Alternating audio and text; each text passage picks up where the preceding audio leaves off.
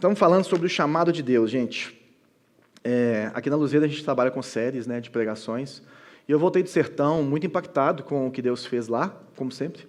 E cada ano é diferente, cada ano é novo, cada ano Deus fala alguma coisa. E eu voltei com isso muito forte no meu coração sobre o chamado de Deus. Que Deus chama para nós irmos, né? Que Deus nos convoca para a missão dele. E nos últimos domingos, né, nós falamos um pouquinho, por exemplo, sobre Abraão. E Abraão tem a ver com a promessa, né? A promessa de Deus para ele. Nós falamos de Jacó, que tem a ver com a bênção de Deus para ele. Nós falamos de Moisés, que tem a ver com o fogo de Deus que se revela a ele ali na sarça ardente. Nós falamos semana passada sobre Isaías, que ele teve uma visão de Deus, e que essa visão, esse poder de Deus, essa presença de Deus, a glória de Deus enchia toda a terra, e ele se enxerga ali, e Deus chama ele para uma missão extremamente difícil, que era pregar para um povo que não ia escutar. E hoje, para terminar, eu fiquei pensando muito sobre a minha caminhada cristã. E quando eu me converti, lá em 99, assim que eu aceitei Jesus, eu fui firmar mesmo em 2003, né? E quase todo mundo aqui, principalmente quem não estava visitando a gente, sabe a minha história. Mas nessa caminhada, ali nos anos 98, 99, que quando minha família começou a se aproximar do Evangelho, estava acontecendo um avivamento em Belo Horizonte. Belo Horizonte, a cidade de Belo Horizonte tem um mistério diferente. É uma cidade de vários avivamentos ao longo da história da igreja. É uma cidade onde tem uma efervescência do poder do Espírito. Deus escolheu esse lugar, porque ela manifesta Deus de uma forma tão extraordinária ao longo da história. Se você vai estudar a história da igreja em Belo Horizonte, no Brasil, você vai passar por Belo Horizonte. E estava acontecendo um avivamento mesmo, assim, muito poder de Deus sendo revelado diante do trono no auge. E também, junto com isso, começou o movimento da adoração extravagante. Então, é ali um movimento, para quem conhece há mais tempo, Pastor Cirilo, Dan Duque, aí a Nívia sai do diante do trono, começa a despontar nisso, e David Keelan, né? E aí começa isso tudo, e a gente ia nos congressos, e era uma manifestação absurda do poder de Deus, as pessoas caindo, rolando, cara, uma coisa assim extraordinária. Eu fui naquele Marista Hall lotado, e o povo saindo, né, igual o Claudinho Bochecha.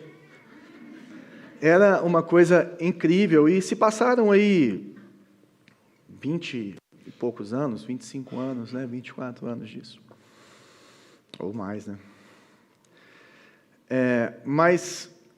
E aí a gente pensa, onde estão esses jovens apaixonados por Jesus? Um deles está aqui. Ou está ali a Bela, ou está ali o Juninho. Mas era uma multidão. E uma vez, há muitos anos atrás também, eu escutei o pastor Judson de Oliveira, que é um dos cabeças desse movimento, um ministro de louvor antigo.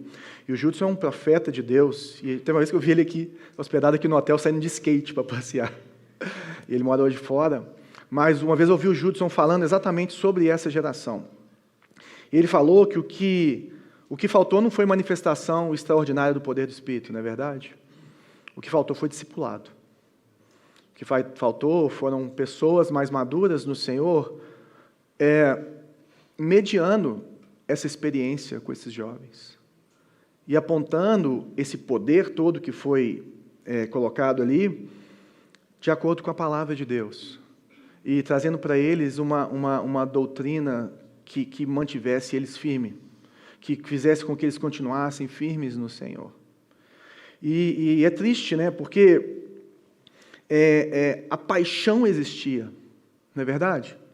A gente cantava, estou apaixonado por ti, Jesus. E a gente ficava cantando, eu estou apaixonado, gente, meia hora. E ficava, ei. Mas a paixão passou e o amor se esfriou. E uma coisa que a Bíblia nos ensina é que a paixão é obra da carne, o amor é fruto do Espírito. E a gente precisa diferenciar isso. A paixão é um sentimento que vem em você, que vai e volta. Né? As pessoas podem se apaixonar por centenas de outros seres humanos ao longo da sua vida. Agora, o amor é uma escolha. O amor é o que você faz com essa paixão que começou. Porque a paixão passa, qualquer paixão passa.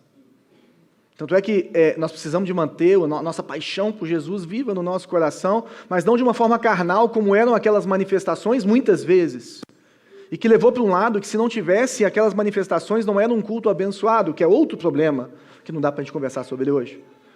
Mas nós precisamos de lembrar que o fruto do Espírito é o amor e não a paixão. E muitas vezes esses jovens, quando a paixão passou, quando o fogo apagou, onde que eles foram buscar segurança, onde eles foram buscar casa? Numa nova paixão. Então, da mesma forma que eles rodavam no Espírito, lá nos nossos cultos, eles começaram a se drogar nas raves e rodar por lá.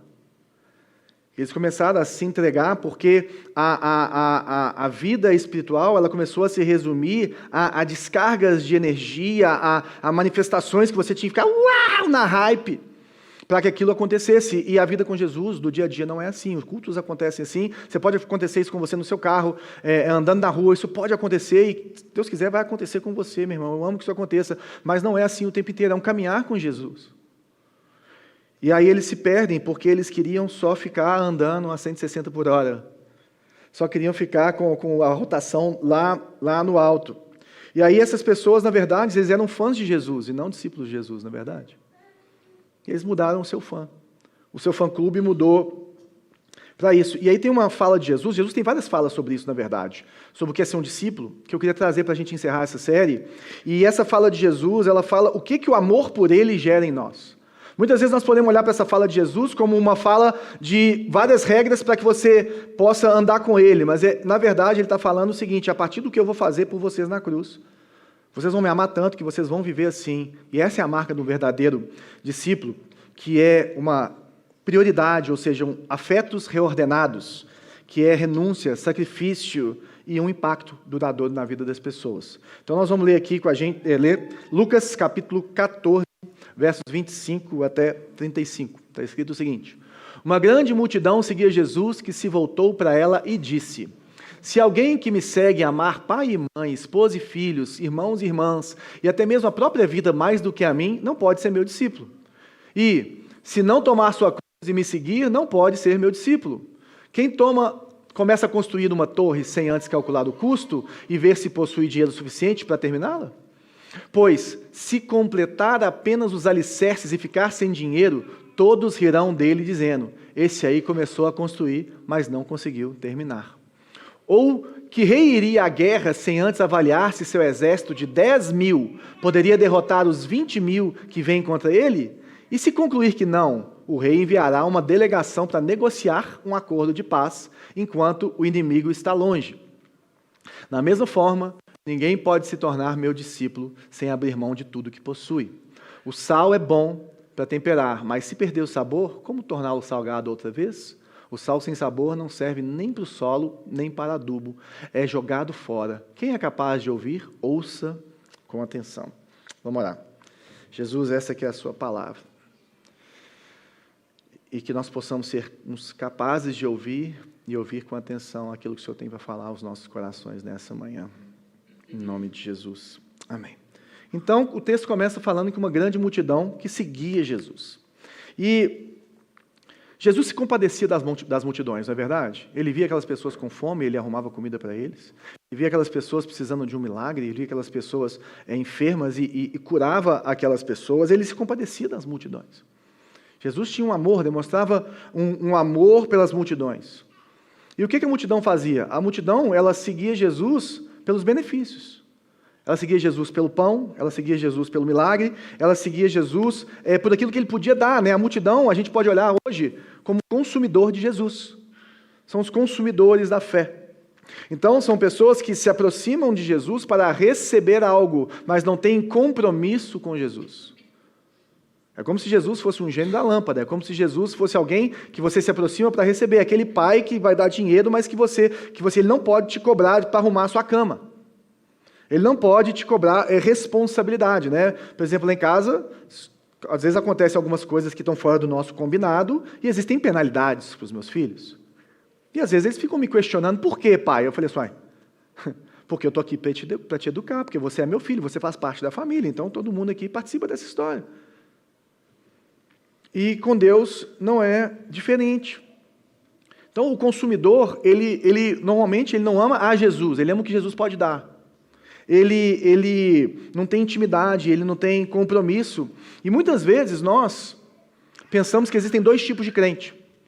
Existe o crente que é all-in, que são os pastores e missionários, e existem os cristãos normais, que são pessoas que fazem o bem e que estão aqui para se tornar pessoas melhores, como se fosse uma multidão. E aí, Jesus olha para toda aquela multidão, ele não olha para os discípulos especificamente, ele não olha para os sacerdotes, ele olha para toda aquela multidão e começa a falar assim: olha, eu preciso que vocês sejam meus discípulos. O caminho para vocês não é permanecer na multidão. O caminho para vocês é um caminho para se tornar discípulos. Ou seja, qualquer cristão deveria, ao longo da sua vida, caminhar para, ou se encaixar nesse lugar que se chama discípulo de Jesus, ou seguidor de Jesus. E aí ele vai ensinar como que nós podemos identificar um seguidor de Jesus, um verdadeiro seguidor de Jesus, né? E aí, às vezes você está visitando, você não é crente, aí você olha para isso e fala assim: gente, isso aqui é muito radical. E realmente é radical. Mas é radical e é possível somente para aqueles que realmente se apaixonaram por Jesus, que estão amando Jesus. E eu vou te explicar por quê. Aí ele começa falando que se alguém amar pai e mãe, esposa, filha, irmãos e irmãos, e até mesmo a própria vida, mais do que a ele, não pode ser discípulo. E não sei se você sabe, mas essa palavra aqui, nessa tradução, ele tentou passar para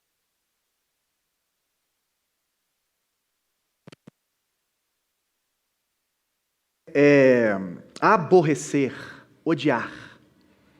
No original grego, a palavra é aborrecer. Então, você não pode me ser meu seguidor se você não aborrecer os seus pais. Aí fica mais difícil ainda para a gente entender. E o que ele está falando é exatamente isso aqui que está escrito. Ele está falando que o discípulo, ele ama ele. Que a questão do discipulado de Jesus não começa pelas regras, mas ela tem princípios que são uma resposta do amor dos discípulos, das pessoas, para ele. A primeira coisa que ele quer fazer é reordenar as nossas prioridades, ou como diria o James Smith, né, reordenar os nossos afetos, os nossos amores. E aí ele fala exatamente sobre esse amor para os parentes. E para eles, naquela época, era mais forte do que para a gente.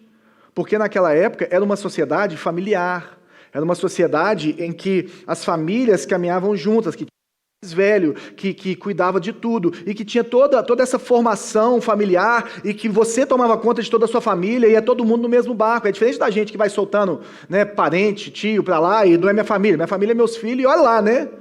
Dependendo de como é que você é.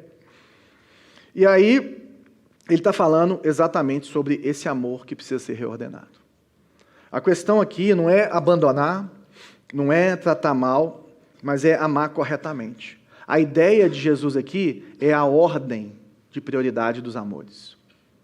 E o que ele está trazendo para a gente é que, para ser um discípulo dele, nós precisamos decidir quem é o nosso Senhor. Para ser um discípulo dele, nós precisamos decidir quem tem a última palavra na nossa vida. Se é a nossa família, se são os nossos filhos, se são os nossos próprios desejos, né, que é a sua própria vida. Ele coloca esse custo, né?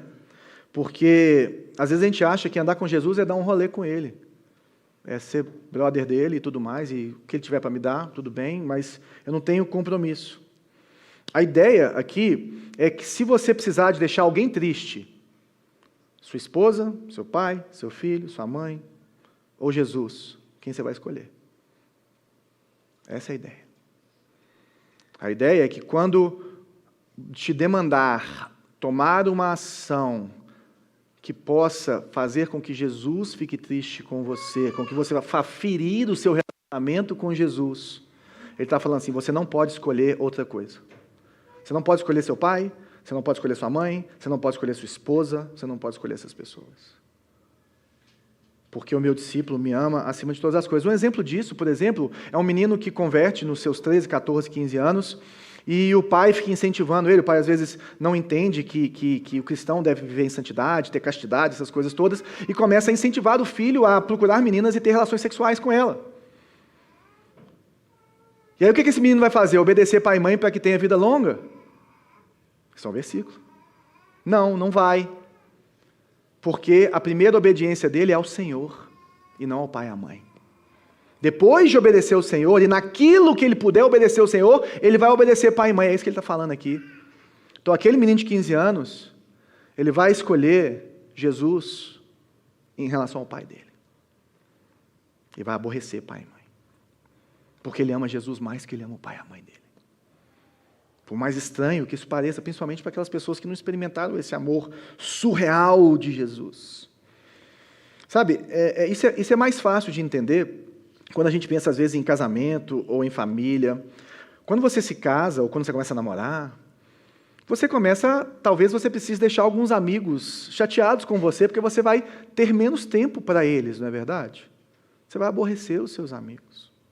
Quando você tem filhos, você começa a gastar tempo com os seus filhos, você começa a ter uma rotina a partir da realidade dos seus filhos. E isso pode deixar algumas pessoas aborrecidas, falando assim, me abandonou, você não gosta mais de mim, a gente não anda mais junto, a gente não faz não sei o quê e tudo mais. Por quê? Porque reordenam os amores. Quando a gente casa, o que acontece? Muitas vezes esse ajuste do relacionamento com os pais, seus pais, os pais do cônjuge, eles demoram a acontecer. Existe uma tensão ali de atenção, de honra, de tudo, que ao longo do casamento nós vamos ajustando. É isso que Jesus está falando.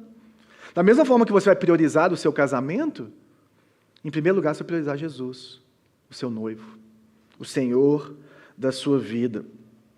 Então a questão de Jesus não é você ser contra a sua família, contra a sua vida, mas o primeiro ponto é qual que é a prioridade. Se você vai decidir quem tem a última palavra na sua vida, se é a sua família, se são os seus desejos, se são os seus amigos, se é a cultura ou se é o próprio Jesus. Esse é o primeiro ponto dele. E aí ele dá mais um passo. Ele fala assim, se não tomar a sua cruz e me seguir, não pode ser meu discípulo. Você está na multidão ainda. E tomar a cruz é interessante porque ele não tinha morrido na cruz, né? E tomar a cruz era uma punição, um método de execução para os piores condenados. Era uma condenação pública que Roma usava para que aquelas pessoas ficassem penduradas ali, sendo sufocadas pelo próprio peso do corpo e demorando assim tempo, horas, dia para morrer. E depois eles deixavam pendurado ali para que as pessoas tivessem medo de fazer o que elas fizeram. Era um sinal que eles davam para as pessoas. Era terrível. Então, é uma pessoa que se identifica... Você morrer na cruz, você ir para a cruz, significava você ser humilhado publicamente. Significava você entregar a sua vida ali e se expor na frente das pessoas. Então, a primeira coisa que ele está falando, que tomar a sua cruz e seguir a Cristo, é você estar disposto a se identificar publicamente como cristão. E cada dia que passar vai ser mais difícil, meu irmão. E cada dia que passar, talvez se você falar que é cristão, portas vão se fechar para você. E o que ele está falando é, se você não faz isso, independente do custo social que exista, independente das perdas que você vai ter, inclusive a sua própria vida, você não é meu discípulo. Porque o discípulo tinha a cara do discipulador. O discípulo ele andava como ele. Não sei se você lembra da passagem que Pedro nega Jesus. E aí ele está lá na beira da fogueira, aí ele está conversando com as pessoas, aí a pessoa fala assim para ele, mas você não é um deles? Você fala como eles. Né? Quem é de Jesus se veste como Jesus, né? Tem cheiro de Jesus, fala como Jesus. A gente fala que tem a postura de Jesus, não é verdade? Que tem os princípios de Jesus. Marcos, ele coloca isso de uma forma um pouco mais tangível para a gente. Ele fala aqui em Marcos 8, 34, 35. Depois chamou a multidão e seus discípulos e disse, se alguém quer ser meu seguidor, negue-se a si mesmo, tome a cruz e siga-me. Se tentar se apegar à sua vida, a perderá. Mas se abrir mão da sua vida por mim, as novas, salvará. A salvará. Por qual motivo que você abre a mão da sua vida? Por qual motivo você deveria reordenar os seus amores? Primeiro, porque Jesus transformou a sua vida. Agora, essa segunda parte, a gente esquece como igreja, para que as boas novas sejam pregadas. Para que as pessoas vejam que Jesus te impactou. Para que a sua fé se torne pública e as pessoas vejam Jesus em você e falem assim, uau, o que essa pessoa tem? Eu quero também. Eu quero essa paz. Eu quero essa vida. Eu quero esse relacionamento com esse ser espiritual que essa pessoa tem. Porque nós somos salva-vidas.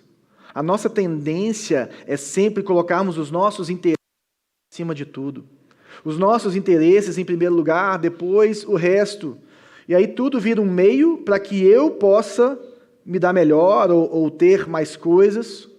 E, claro, quem não quer ter uma vida melhor? É ou não é verdade? Eu quero. Eu tenho certeza que todo mundo aqui quer. Mas, para Jesus, você correr atrás dos seus sonhos e dos benefícios para a sua vida fora da vontade dele, é perder a sua vida. Ele está falando assim, você está correndo atrás do vento, você não vai se satisfazer. Você vai se perder. Então ele fala sobre família, ele fala sobre relacionamento, ele fala sobre esses interesses, né? E agora ele está falando exatamente das nossas preferências pessoais, gente. Jesus está entrando lá no fundo do meu coração e do seu. E está falando assim, cara, olha, se tentar se apegar à sua vida, você vai perder. Se você ficar tentando se apegar às coisas que você quer, aquilo que você sonha, você vai se perder. Você tem que procurar em mim o que você vai sonhar. Você tem que procurar em mim a sua vida. Mas o que faz a gente abrir mão dos nossos próprios interesses? Essa é uma boa pergunta a se fazer nesse texto. É o amor. É ou não é verdade? Porque, por exemplo, o que é um religioso? Um religioso é uma pessoa que segue regras e se sacrifica para ter um benefício de Deus para a própria vida. Isso é um religioso, isso não é um cristão. Então tem pessoas que são excelentes cristãos com a motivação completamente errada, que é o benefício próprio. É a teologia da prosperidade, é a teologia do bem-estar, é o coach que invadiu a igreja, é isso. Por quê? Porque o centro é você, meu irmão. E o que Jesus está falando aqui, se puder resumir para a gente ir embora, o centro tem que ser Jesus, independente da área da sua vida. Ele é o centro e a partir dele tudo vai se resolver. E aí assim você vai viver a sua riqueza, a sua vida, os seus prazeres, os seus desejos. Precisa mudar o centro. E o problema dessas falsas teologias é que elas continuam com você no centro, elas continuam te enganando. E eles nunca vão pregar um texto desse. Porque não tem o que falar. A não ser que ele fale assim, vai fazer isso, vai salvar a sua vida, aí você vai ficar rico, aí você vai fazer isso, aí você vai ganhar, você vai ganhar, você vai ganhar, você vai ganhar. Aí distorceu o texto todo. Uma outra coisa, que você pode ser religioso e amar você mesmo, mas um outro exemplo, o que faz uma mulher se colocar no lugar de dores de parto? O que faz uma mulher ficar 9 meses e aquela barriga vai crescendo e você começa a fazer xixi de hora em hora, igual a telecena, né? E aí você não tem mais espaço para deitar, e deita de um lado, não dá, deita do outro, passa os últimos meses, 2 meses aí sem conseguir fazer. Ontem eu estava conversando com uma que ela simplesmente vomitou e passou mal a gravidez inteira. Ficou internada e tudo mais. E por que vale a pena? Por causa do bebê, por causa da criança, por causa do filho, por causa do amor que você tem. Por que você abre mão da sua individualidade num casamento? Por que você abre mão da sua individualidade em relacionamentos, né, de amizade, em família? Por quê? Porque você ama aquela pessoa. Porque você quer que aquela pessoa esteja mais perto de você. Isso é negar a si mesmo. Só que na escala de Jesus, é colocar ele nesse lugar e o resto na ordem, família e tudo mais, como ele vai colocar e vai ensinar para a gente na palavra. Ou seja, o que ele está falando é que os nossos desejos, os nossos sonhos, nós precisamos colocar isso diante do Senhor e falar assim, está aqui, Jesus, faz o que o Senhor quiser disso. Entrega. Não é mais meu, é seu. Não é mais sobre mim, é sobre você. O que a Bíblia manda um marido fazer em relação à sua esposa? Lavar ela com a palavra ao ponto de dar a sua própria vida para que ela seja apresentada a Deus sem mancha nem ruga e santa diante do Senhor. Está pedindo para fazer o quê? Para ser como Jesus para sua esposa. Ele está falando que um cristão faz isso, ou seja, tomar a sua cruz é uma renúncia que nós vamos fazer, ou uma escolha diária de ser como Jesus e de ser identificado como aqueles que andam com Jesus, de ser identificado como um discípulo dele e de pagar o preço por isso. Ele está trazendo exatamente isso. O Igor Miguel, meu amigo pastor, ele escreveu isso no Instagram essa semana e eu dei print e guardei para colocar aqui para vocês. A graça não é anestésica, ela é como um estimulante. não te priva da dor, ela faz toda a dor valer a pena. Jesus, no Getsêmani, nos ensina isso. Quando nós experimentamos a graça de Deus, meu irmão, quando nós experimentamos o perdão dos pecados, a adoção de Deus como filhos, amados, queridos, isso nos transforma. É como aquela mulher em trabalho de parto que fala assim, vai valer a pena. E quando o menino nasce, a única coisa que ela faz é sorrir e chorar de felicidade, esquece aquela dor, porque ela está carregando o seu filho no seu colo. E é isso que o apóstolo João quis dizer quando ele fala assim, que nós o amamos porque ele nos amou primeiro. Por isso que ele pode trazer o custo do discipulado. Porque o discípulo, ele escolhe Jesus porque nós fomos alcançados pela cruz dele. E porque ele carregou a cruz que era minha, pelos meus pecados, eu posso carregar uma cruz por ele, que é muito mais leve do que a cruz que ele carregou, que é a ira de Deus contra o meu pecado. O que Jesus está falando para a gente é que ele quer nos resgatar de nós mesmos, de uma vida em si mesmada. E negar a si mesmo é você dizer não para você, para que você diga sim para algo muito maior do que você. É isso que a Bíblia chama de viver com propósito. E seguir requer movimento, é ir para onde Ele quer que você vá, é andar como Ele quer que você ande, andar no ritmo, né, que Ele quer que você ande, como Ele fez ali com Jacó, que a gente já viu algumas semanas atrás. Isso que o Novo Testamento vai chamar de sacrifício vivo. É uma vida que, no Antigo Testamento, o pessoal entendia isso melhor, né, naquela época, porque no Antigo Testamento você sacrificava os animais para que você fosse aceito por Deus, para que seu pecado fosse resolvido em relação a Deus. Só que Jesus vem e paga o preço de uma vez por todas. E a partir daí nós somos um sacrifício vivo para Ele, para exaltar a vida dEle, nós que somos queimados, para que Ele viva em nós, para que Ele seja exaltado. Então, se preciso, nós vamos experimentar oposição, sofrimento, dor, até mesmo a morte. Sabe por quê? Porque a gente ama Ele. Sabe aquela hora que começa o tiroteio no filme? E aí vai atirar na mulher e o marido pula, e pum. Ou o irmão que estava, o melhor, né? O irmão que estava brigado com o outro há 10 anos, e aí ele se coloca e morre no lugar do outro. E aí até eu choro. Eu chorei em 2 filmes na minha vida, né? ET e Jamaica Abaixo de Zero. Saiu agora essa, Bela. Eles ficam em segundo no Jamaica Abaixo de Zero, gente. É terrível. Carregar a sua cruz, meu irmão, é dizer, eu pertenço àquele que me amou e se entregou por mim na cruz. Eu pertenço àquele que me amou e se entregou por mim na cruz. A vida dele se tornou a minha vida, a minha história, a história dele. Mudou. É vestir a camisa do seu time depois que ele perdeu para o Cruzeiro de 2-0. Você está entendendo? Bingo.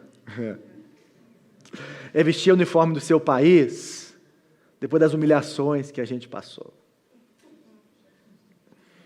E a gente faz isso com orgulho, não é verdade? O atleticano sabe o que é isso. Você ser humilhado e colocar a camisa do Galo e se achar lindo na rua. Está entendendo? E os cruzeirenses hoje em dia já sabem, depois dos 3 anos de Série B. Não sobrou para vocês.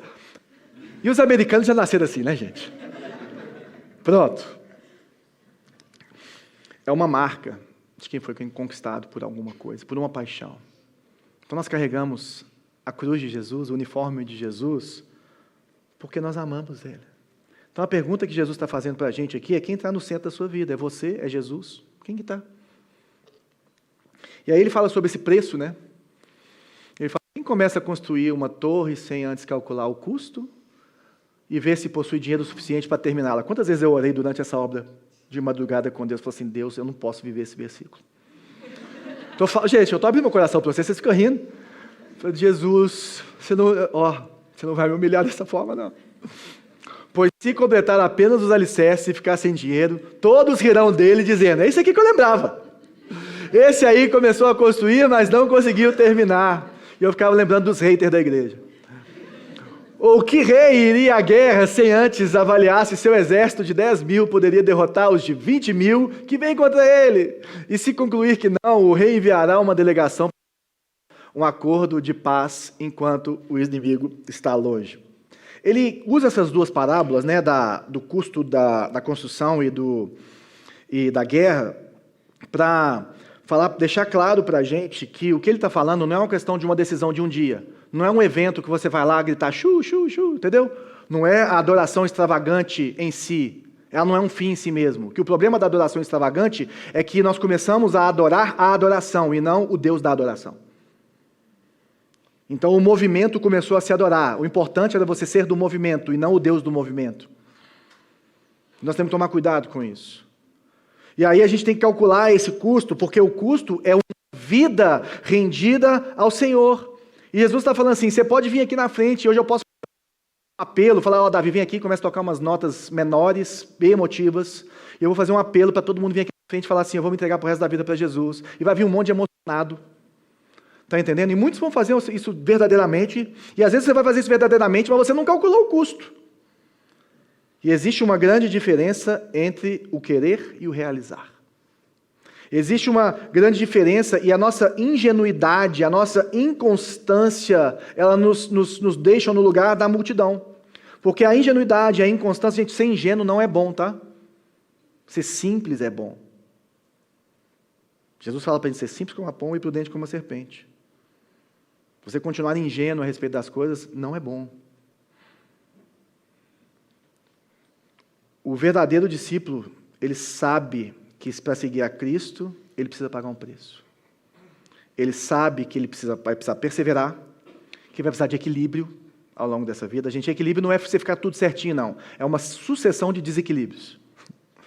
Então é você ficar assim, sem cair. E foco em Jesus.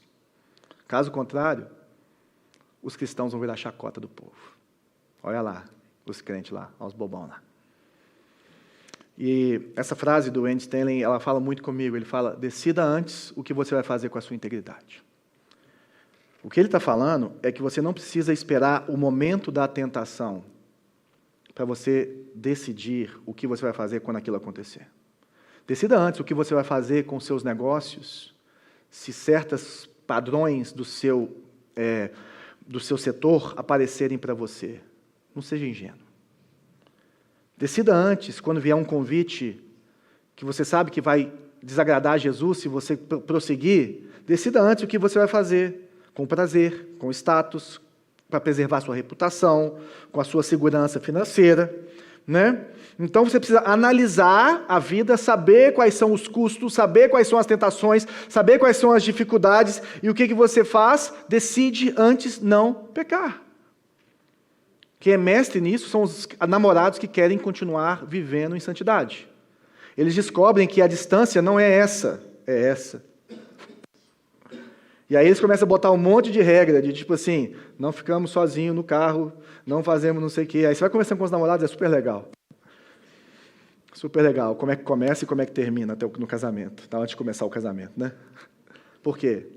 Porque eles querem agradar a Jesus acima de todas as coisas. E graças a Deus nós temos vários se casando aqui dessa forma. Graças a Deus, meu irmão. Paulo escreveu isso perfeitamente, então eu vou citar Paulo. Pensava que essas coisas eram valiosas, mas agora as considera insignificantes por causa de Cristo. Está vendo por que ele entende que elas são insignificantes? Por causa de Jesus. Sim, todas as outras coisas são insignificantes comparadas ao ganho inestimável de conhecer a Cristo, meu Senhor. Por causa dele, deixei de lado todas as coisas e as considero menos que lixo, a fim de poder ganhar a Cristo. Ele calculou o custo, ele olhou para a vida, e ele decidiu o que é mais importante para ele. Ele tomou uma decisão antecipada, que ele falou que nada se compara a poder ter intimidade com Jesus, nada se compara a ter um relacionamento verdadeiro com ele, e ele não quer ferir esse relacionamento de forma alguma. Dentro do casamento existem regras. É ou não é verdade? Dentro das amizades existem regras. Se você ferir, você perde. E Jesus, ele coloca regras para que nós tenhamos um relacionamento saudável com ele. Quais são as decisões que você precisa tomar agora, para não comprometer a sua integridade no futuro? Quais são as suas... Como você precisa recalcular a sua rota, para que você possa se manter íntegro e inteiro e verdadeiro diante de Jesus. E aí ele dá a última puxada, e Jesus fala: da mesma forma, ninguém pode se tornar meu discípulo sem abrir mão de tudo que possui. E aí ele mexeu na grana, todo mundo levanta e vai embora. É ou não é verdade? Você pode falar do meu coração, você pode falar dos meus amigos, pode falar até da minha mãe, mas do meu dinheiro você não fala não, meu irmão. Uma outra forma de nós identificarmos quais são os nossos maiores amores é olhar no rastro do dinheiro. Então eu queria te convidar a essa semana fazer um exercício. Você vai abrir a sua conta corrente e também o extrato do seu cartão de crédito. E vai começar a olhar para onde vai o seu dinheiro. Ali você vai identificar as suas prioridades. Até quem está devendo. Porque você vai pagar aquilo que você acha que é mais importante. Às vezes é a luz, né? Depois do terceiro mês. Às vezes é a água. Agora, eu já vi gente devendo luz tomando champanhe.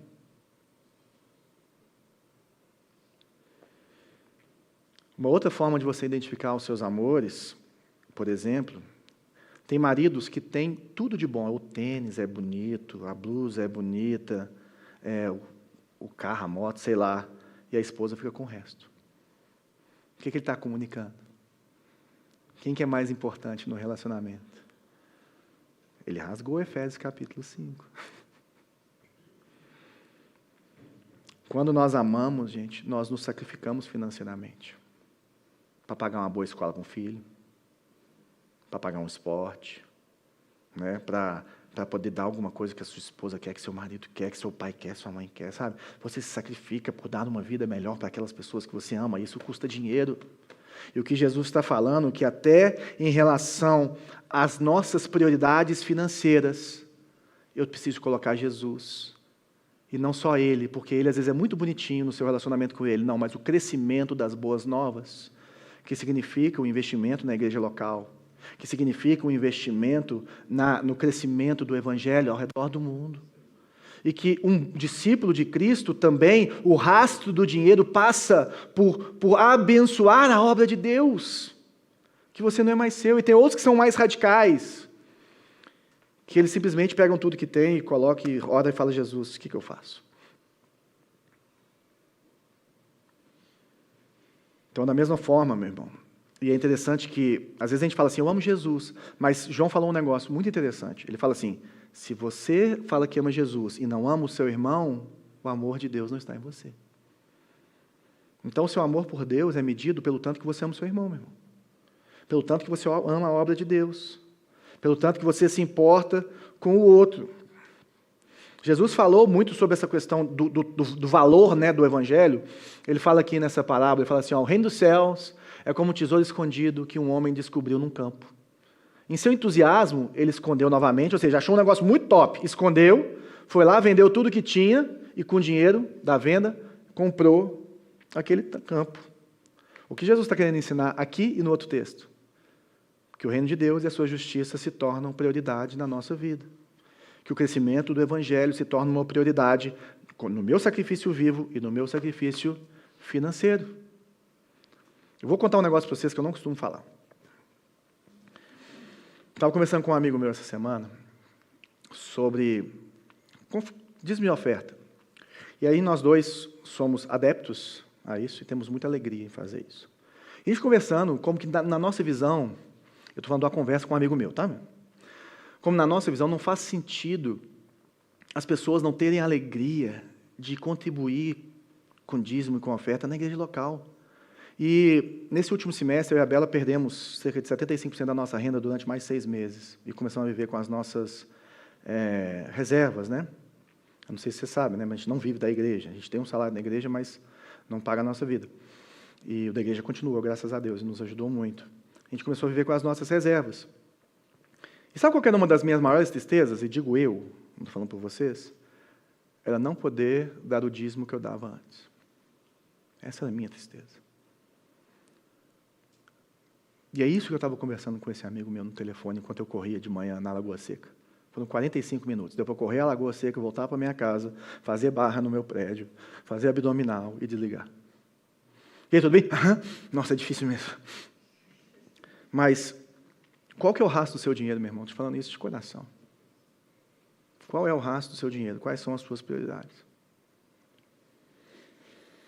E aí Jesus fala que essas pessoas que vivem isso, essas pessoas que entregam a própria vida, que querem agradar a Ele acima da família, que querem agradar a Ele e que tem o rastro do dinheiro na sua vida, que até o seu dinheiro é em prol do reino de Deus e da sua justiça, que carregam a sua cruz, que são publicamente expostos como cristãos, essas pessoas são como um sal. O sal é bom para temperar, mas se perder o sabor, como torná-lo salgado outra vez? O sal sem sabor não serve nem para o solo, nem para adubo. É jogado fora. Quem é capaz de ouvir, ouça com atenção. Tem outra passagem que ele fala que serve para ser pisado, né? Eu não sei se você sabe, naquela época, o sal ele era usado para salgar, mas para reter os alimentos, carne, para não putrefar, para conservar. Isso aí. E uma primeira coisa que a gente tem que pensar é o seguinte, que o sal não faz esforço para ser sal, ele já é sal. Então o cristão ele não faz esforço para salgar a vida dos outros, porque ele já é. Então viver o caráter de Cristo, viver amando a Jesus, ouvir o chamado e ir, meu irmão, é você ser. E sendo, você vai salgar. Não foi isso que Deus falou para Moisés? Eu serei o que eu serei. O que você precisar no seu caminho, eu serei para você, porque eu vou te sustentar. E nós simplesmente somos. Como o apóstolo Paulo falou em 1 Coríntios capítulo 15, nele nós vivemos, movemos e existimos. A nossa vida é entregue a Ele. Nossa vida é rendida aos pés do Senhor. Ou seja, esse impacto de ser sal não é uma tarefa a ser cumprida, é um resultado inevitável de quem é. De quem tem um coração com o amor de Jesus. E quando nós somos assim, nós deixamos a nossa família mais salgada, com mais sabor. Quando nós somos assim, nós trazemos mais alegria, mais gosto de viver para as pessoas que estão ao nosso redor. Quando nós somos assim, a maldade ela é inibida pela nossa presença. E é isso que a igreja faz ao longo do tempo. Nós estamos numa sociedade ocidental que tem benefícios históricos dos cristãos discípulos, que lutaram pelo fim da escravidão, que lutaram pelas escolas, que lutaram pelas faculdades, que lutaram pelo desenvolvimento da imprensa, que lutaram pelo fim da separação racial. Nós colhemos, hoje, cristãos que morreram por essa causa, de salgar o mundo. E o esforço deles era amar Jesus. E eles carregavam a sua cruz. E aí ele está falando que se você perde o sabor, ou seja, se você não tem essas marcas do discípulo, você não está contribuindo para o crescimento das boas novas, meu irmão. Você não é um discípulo. E nós precisamos de, no mínimo, ter noção de que existe isso. E olhar para lá e falar assim, eu quero ser, e buscar o Senhor, porque é nele que você vai encontrar força para ser. Mas Ele não te chamou para ser multidão, meu irmão. Não existem dois tipos de crente para Jesus, existem aqueles que são discípulos. E é esses, ou com esses que Ele conta. Tudo bem você começar consumidor, mas você precisa caminhar para ser discípulo. Não dá para você ter 10 anos de crente, 20 anos de crente e continuar como consumidor da fé. Não dá, não faz sentido, está faltando alguma coisa. Como eu falei na semana passada, né? Foi até para o Rios. A salvação não é um fim em si mesmo. A salvação, ela vem a nós, ou seja, Jesus nos chama e morre na cruz com um propósito, de nos colocar dentro da missão de Deus, e nos chama para seguir Ele nessa missão e fazer parte disso. Nós somos a parte visível de um Deus invisível. As mãos que tocam as pessoas, a mão de Deus que toca as pessoas são as suas mãos. É o seu braço que é o consolo de Deus para aqueles que estão chorando, se você é cristão. É o seu dinheiro que vai bancar as igrejas que vão ser plantadas para poder pregar o Evangelho, para poder mostrar que Jesus é Deus, para poder preparar o povo santo de Deus, porque isso custa dinheiro, como John Haggai falou. John Haggai é um grande evangelista que treinou milhares de pessoas de todas as áreas, principalmente na área empresarial. O John Haggai tinha uma frase que vocês estão careca de ouvir, mas eu vou falar de novo. As águas vivas de Deus são de graça, porque Jesus já pagou por elas, mas canalizá-las para o lugar certo custa dinheiro, meu irmão. Custa sacrifício, custa pessoas que estão dispostas a ir. E o que Jesus está falando aqui é que a presença da igreja no mundo ela é abençoadora, ela é salgada, ela deixa uma sede, ou ela gera uma sede de conhecer a Deus, de experimentar o reino de Deus, porque o sal também dá sede. Sede não pela água que vai passar, mas pela água viva de Deus. É isso que a igreja faz. O Hernandes Dias Lopes, comentando essa passagem, ele fala que ser um discípulo, um seguidor de Jesus, é ser um influenciador. Então está na moda, né? Ser um influenciador. Gente, os religiosos, eles influenciam para o mal. Religiosos, eles são duros com os outros e moles com eles mesmos. Quem ama Jesus, ama as pessoas e se entrega por elas. Uma vida que é uma resposta de amor a Jesus, naturalmente vai ter um sabor diferente, meu irmão. É normal. E aí Jesus vai reordenar os nossos amores, nós vamos começar a viver uma vida sacrificial para Ele, nós vamos carregar a nossa cruz, nós vamos ser sal do mundo, luz do mundo e sal da terra. Sabe o que é isso? Uma vida abundante. Uma vida que vale a pena. Uma vida com propósito. É a melhor coisa que você pode fazer para a sua vida. É isso que Jesus está falando. Quem abrir mão da sua vida e pegar a minha, não vai se arrepender. Você vai encontrar a verdadeira vida. Qual que é o ponto de partida disso tudo? É a cruz. Então a pergunta que a gente precisa fazer aqui, eu acho que acima do que você está disposto a fazer por Jesus e virar um mártir, a pergunta é diferente. Você já parou para entender o amor de Jesus por você? Porque a partir do momento que você entende, que você experimenta a bondade de Deus, você vai responder. Porque a partir do momento que a criança nasce, meu irmão, ali nasce uma mãe. Ali nasce uma mulher que vai virar a noite com aquela criança. Ali nasce um pai. Ou deveria nascer, né? Às vezes você está aqui hoje e isso talvez seja algo muito, muito pesado para você. Eu queria te fazer uma proposta. Convide Jesus a entrar na sua vida e te apresentar esse amor. Só isso. Faça uma oração corajosa. Fala, Jesus, esse pastor falou um monte de coisa aí radical e falou que se eu conhecer esse amor de verdade, eu vou querer viver isso. Então se revela a mim. Fala, você pode não acreditar em Deus. Eu estou falando assim, fala com além.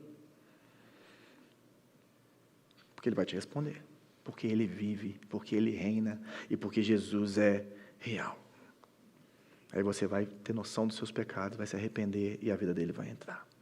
Agora, se a sua fé está insípida, se você está vivendo uma vida sem impacto, o que eu queria que você pensasse ou meditasse nessa semana e agora é onde que eu perdi o primeiro amor? Onde que ele ficou? Onde que ficou aquele meu desejo de estar perto de Jesus? Onde que ficou aquele meu desejo de viver para Jesus para o resto da minha vida? Né? E onde que você está hoje? Hoje você está mais para a multidão ou mais para discípulo? Coloca aí na escala Richter do terremoto. E o que você pode fazer essa semana ainda? Para que seu coração queime mais por Jesus. Ou para que ele volte a queimar mais por Jesus. Que às vezes está com a lenha molhada nesse coração seu, meu irmão. Aí tem que vir aquele fogo do céu, porque o fogo dos homens não acende. A minha oração, nesse final de tempo nosso, aqui nesse hotel, é que não é sobre um novo prédio. Um novo prédio é um meio para que mais pessoas sejam incendiadas por Jesus. O novo prédio tem ambientes irresistíveis para que crianças, adolescentes, jovens, adultos e idosos possam experimentar que Deus é bom. A gente não investiu 2.200.000 reais à toa, meu irmão. Que eu não sei nem de onde veio esse dinheiro. Veio da generosidade de muita gente aqui. E a questão não é o prédio é o meio. Para que nós sejamos os verdadeiros discípulos. Porque é o fogo em mim e o fogo em você que vai incendiar o Belvedere. É o nosso fogo. Eu já vi muita igreja linda, morta. Eu lidero um pequeno grupo de pastores do Brasil, o pessoal de Criciúma. Nós somos 8. E muitos deles estão revitalizando igrejas. Eu tenho o prazer de liderar esse pequeno grupo. Aprender com eles, né? Porque eu me acho muito menos capaz do que eles. Eu sou um mediador ali, como os nossos líderes de pequeno grupo, né? Igreja de 70 anos, 50 anos, que chegaram a ter 1.000 membros, prédios com 20 pessoas, acabadas por um movimento que se chamou G12, que dividiu a igreja, que matou a igreja brasileira. Eu vi. E esses caras estão recomeçando, porque o Jesus está queimando no coração deles. Eles têm prédios, mas não têm igreja. E aí eles começam a fazer a igreja como a gente tem feito aqui. E as igrejas deles estão florescendo, e as pessoas estão se convertendo, e as pessoas estão buscando Jesus. E está crescendo. E no último ano, vários deles saíram de um hotel e foram para um lugar fixo. E a igreja deles dobrou, triplicou. E mais pessoas estão sendo inspiradas para seguir Jesus. E nós estamos indo para lá. Nós estamos indo para lá, meu irmão. E Deus conta com você. Eu queria que você colocasse a sua vida diante do Senhor nessa hora. E que você peça ao Espírito Santo para te guiar. E para renovar o seu amor por Ele. Porque o nosso sonho é que nós sejamos conhecidos como pessoas que amam a Jesus. E ponto. Vamos orar. Jesus, obrigado. Obrigado porque o seu chamado é incrível. Obrigado porque o Senhor nos criou, o Senhor conhece as nossas vidas. Obrigado porque é o Senhor que nos capacita, é o Senhor que nos chama. Nós olhamos para o Senhor e nós falamos, nós te amamos, Jesus. Nós queremos viver isso. Eu oro por salvação no nosso meio. Eu oro por renovação espiritual. Eu oro por enchimento do Espírito Santo, Deus. Eu oro, Pai, para que cada um de nós, Senhor, seja impactado com o custo do discipulado e possamos te amar mais e melhor, em nome de Jesus. Amém. Nós vamos passar a ceia celebrando o que Jesus fez por nós e cantarmos essa canção nos entregando a Ele.